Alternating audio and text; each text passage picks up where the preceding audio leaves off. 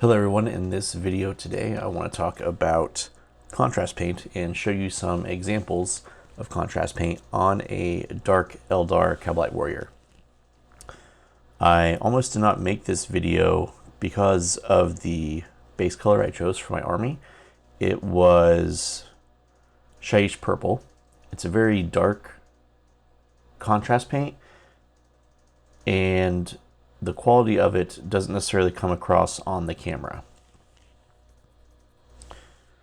But I think it comes across well enough to show what the contrast paints can do. I also have some examples of contrast paint on top of other primers, such as Vallejo White, Vallejo Gray, and then I use the GW Wraithbone for their full contrast system. So this model that is on the stand here is done fully in contrast. See if we can zoom in here a little bit. Is done fully with contrast paint. This leg here, I went back in and added some edge highlights with a lighter purple. You see I kind of got a little bit of a thick highlight on the kneecap there. This is Shyish Purple. It was very nice feeling on the brush, very easy to put on. This is Ultramarine Blue for the cloth. It was also pretty nice. It came out looking pretty well. And this is the contrast pink. I can't remember the name for the hair. And the green itself is contrast Warp Lightning. I say, in my personal opinion, the green turned out very, very nice. It doesn't come across super well on the camera, but in person you can see the highlights even better.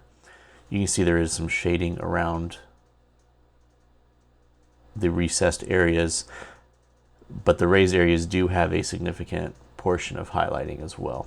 Same thing with the Shyish Purple on the armor. It looks a little bit better in person. I'm guessing because of the lighting.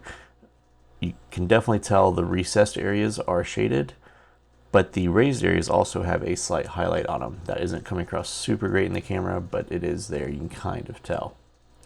Then of course on this side, I just went back in and touched it with a purposeful normal edge highlight. Not all of the contrast paints are created equal.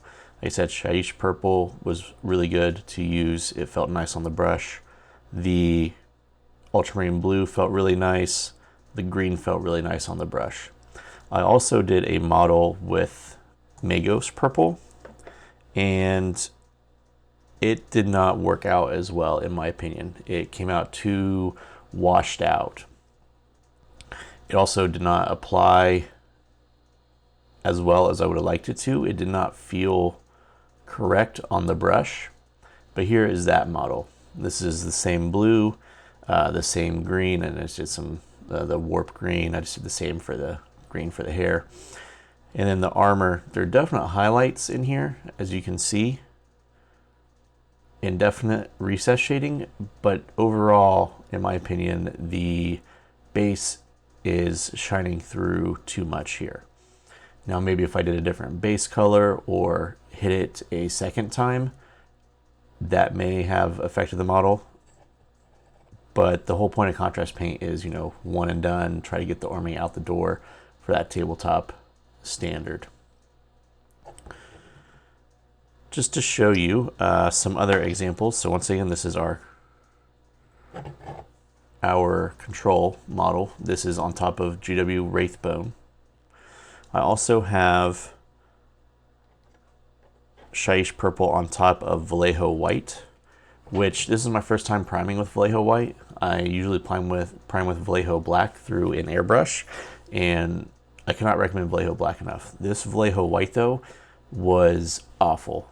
I don't know if it's just everybody has trouble with white, but it was very bad. Kept clogging the airbrush. Stay away from Vallejo White if at all possible, and just, I guess, white paint in general seems to be troublesome. This one looked a little bit more washed out than I would have liked. You see it's very dark in certain places. Maybe I let it pool there too much. Maybe that's just the way it laid. I'm not really sure. It seems like it wouldn't be as dark on top of the white, but that is what it came out as. In comparison to that, there is also Vallejo Gray, which came out extremely close to the Wraithbone and is probably, once I use up all of my GW Wraithbone, is what I will be switching to so I can push this through an airbrush. You can see all the recesses are shaded. There is, once again, even in person, the highlight looks better. There's a slight highlight here, but it's definitely more noticeable in person. And this is on top of Vallejo Gray. So doing some experimenting, I decided to try and create my own custom blend using a matte gel base from Vallejo and just overloading it with their Game Ink line, which is a highly pigmented, super thin ink, basically almost like a wash. A lot more pigmented than a wash though, and it clings a little bit better. So doing that, messing around a little bit, I came up with this, and I am by no means an expert at mimicking these products. So someone can obviously do a better job, as this was my attempt on top of GW's Wraithbone, and in my opinion, it fell very far short of the contrast paint. I was not able to achieve a solid coat of this without getting the recess areas too dark. In my opinion, this primer is shining through too much. It did recess shade and it did do a slight highlight here. It just is too spotty. I did not like this over top of the Wraithbone. I also tried this over top of Citadel White. Got a little bit better results, but still I prefer the contrast paint there, especially for the time it took to kind of mix up my own custom blend. You can see there is a highlight, there is a recess shade. This is all one coat, same color. And that's what that looks like on Vallejo White. And this is on Vallejo Gray, which is a little bit better in my opinion. Got a little clumpy over here. I think that's just because it started pooling around. It's hard to tell, but there's like a piece of fabric here on the model. It started pooling around that and really getting the color off kilter, which the contrast paint was able to avoid a lot of that.